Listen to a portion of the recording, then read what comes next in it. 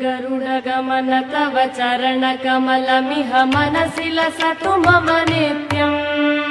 गरुडगमन तव चरणकमलमिह मनसि लसतु मम नित्यम्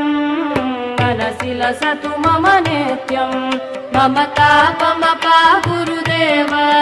मम पापमपा गुरुदेव मम तापमपा गुरुदेव मम पापमपा गुरुदेव